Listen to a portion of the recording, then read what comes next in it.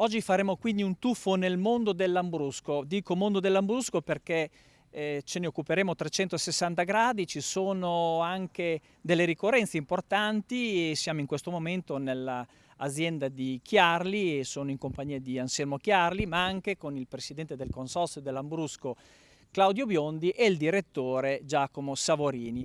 Perché ho detto un tuffo nel Lambrusco? Perché ci sono diverse ricorrenze. Una è quella dell'azienda Chiarli che quest'anno compie 160 anni, anzi 161.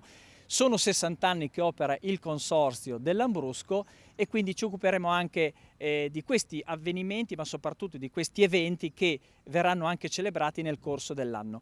Prima di andare in campo, Chiarli, 160 anni di attività. È un traguardo importante, è un traguardo che vuol dire quanti milioni di bottiglie in 160 anni? Tanti, Tanti. non si possono contare, non tanti. No, è una 160 anni è un anniversario importante perché diciamo, conferma che il Lambrusco è un vino che è storico e soprattutto esiste un'azienda storica del Lambrusco, che è la nostra. 5 generazioni, una lunga storia, partita nell'Ottocento, nel 1860. Insomma, si faceva È una storia che l'Italia in non quel voglio periodo, dire, non raccontarla può essere così simpatico, ma sarebbe troppo lunga. Diciamo, c'è stato tutto è nato da un oste, che era il mio bisnonno Cleto, che gestiva una osteria nel centro di Modena. E effettivamente, probabilmente faceva come tutti gli osti, produceva il Lambrusco per i clienti. Si vede che era bravino, al punto che nel 1860 a fianco dell'osteria acquista dei locali e fa una vera e propria cantina, e di lì parte questa attività. Bene, è proseguita in parte per l'abilità dei discendenti e in parte anche per circostanze, per la fortuna e la capacità, indubbiamente. Devo dire che l'insegnamento di generazione in generazione è sempre stato quello di svolgere questa attività con serietà, avendo riguardo al vino, alla sua importanza e soprattutto alla qualità. Ecco, un vino che è arrivato in tutto il mondo negli ultimi anni, ma già anche i primi del Novecento era conosciuto, tant'è che la vostra azienda nell'Expo di Parigi, appunto del 1900, portò una propria bottiglia. Sì, noi abbiamo documenti anche antecedenti al 1900, però il 1900 è il coronamento del secolo 800 ed essere presenti all'evento più importante di quel secolo è stato per noi un momento importante. Di lì si sono succeduti tutta una serie di successi, di riconoscimenti che hanno segnato la storia della nostra azienda e anche la storia del Lambrusco, perché io credo che sia importante per una zona di produzione importante come il Lambrusco avere delle realtà storiche. Non ci siamo solo noi, ce ne sono altre stanno nascendo importanti, c'è del movimento e questo fa piacere. Io continuerei questa chiacchierata assieme anche a Biondi e a Savorini in Campania, perché facciamo un po' il punto della situazione non solo diciamo del Lambrusco, ma anche di quello che è avvenuto quest'anno, queste gelate, se effettivamente hanno comportato problemi oppure no, ma io andrei in campo adesso.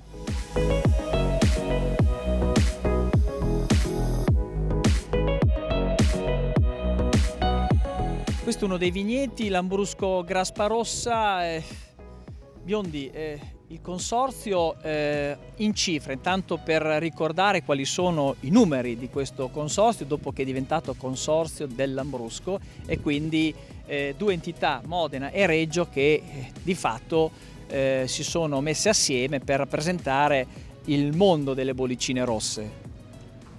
Sì, consorzio tutela del Lambrusco, diventato operativo dopo la fusione che ha avuto effetto dal 1° gennaio di quest'anno, dal 2021.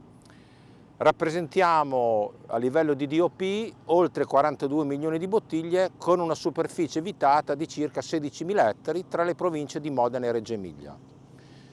Sono 70 soci consorziati da piccoli produttori, imbottigliatori, trasformatori, ed è un consorzio che dopo, come devo dire, anni, no, di condivisione di rapporti, condivisione di strategie commerciali, è nata la volontà di rappresentare con un unico brand, il nuovo brand che appunto abbiamo creato, il mondo del Lambrusco in giro non per l'Italia solo, ma in Europa e soprattutto nel mondo. Un consorzio che, dicevo, rappresenta oltre 42 milioni di bottiglie e che tra i principali obiettivi ha quello, così come già negli ultimi anni il Tutela Modena e il Tutela Lambrusco Reggio Emilia avevano fatto, di incrementare ancora di più quella che è questa eccellenza enologica che abbiamo a cavallo delle due province, dove, vi ricordo, si coltiva oltre il 95% del Lambrusco che è presente in Italia. Biondi, abbiamo detto che è un anno di ricorrenze, no? Sono 60 anni anche che i consorzi operano, quindi hanno questa competenza, no? Di raggruppare tutti i produttori e tutelarli in tutte le sue forme. Quest'anno è l'occasione per festeggiare i 60esimi. Chiaramente non abbiamo messo in preventivo nessun tipo di iniziativa. Vedremo un po' quando siamo a estate inoltrata quelle che le condizioni ci potranno permettere di fare, perché vogliamo fare un evento a Modena e Reggio Emilia non solo per gli addetti ai lavori, ma anche credo che il Lambrusco meriti anche una platea che non possono essere solo i cittadini di Modena e di Reggio. Un consorzio che abbraccia anche i vini bianchi poi. Sì, diciamo che dalla fusione che ha avuto luogo a settembre con effetto operativo dal 1° di gennaio, abbiamo inglobato all'interno anche un piccolo consorzio che è il Consorzio Tutela Vini Reno Bianco di Castelfranco, che praticamente raggruppa tra i propri vini il Montuni e altre denominazioni Reno, che aveva sede appunto a Castelfranco Emilia.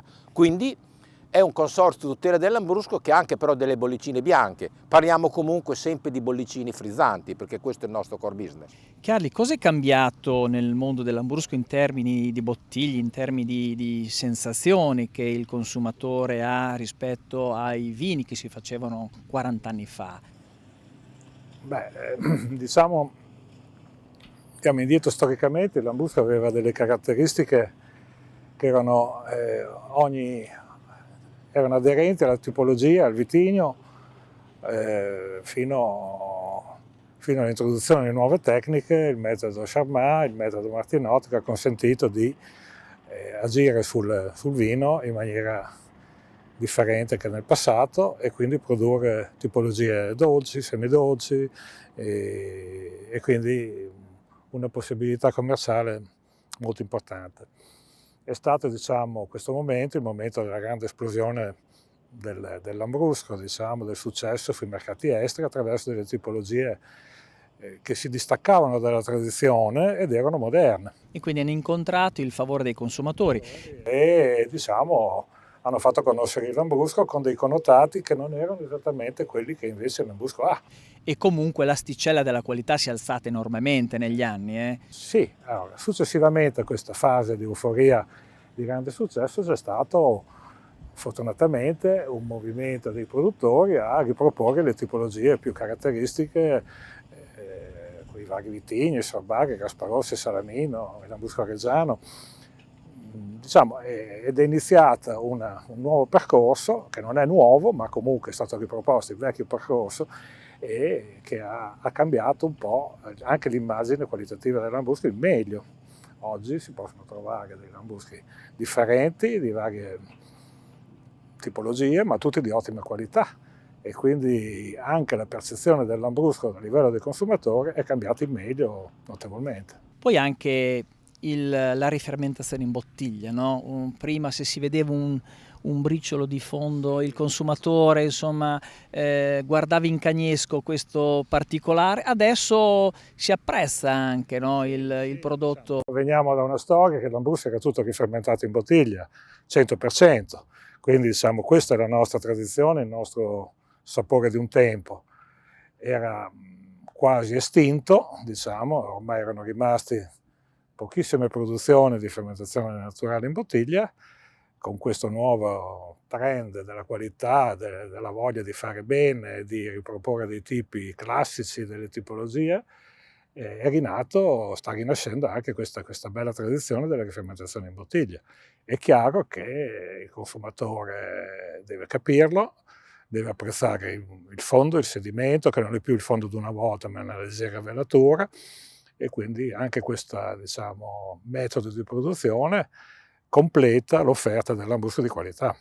Poi si passa appunto da questi metodi, diciamo, ancestrali ai metodi champenois, che nessuno magari 100 anni fa pensava di vinificare il lambrusco, il nostro lambrusco emiliano, in questo modo, ottenendo anche degli ottimi risultati. Quindi insomma si è allargato il ventaglio di offerta anche da questo punto di vista, quindi chi vuole andare a ricercare qualcosa in più va a trovare anche un lambrusco che è stato ottenuto con una vinificazione particolare.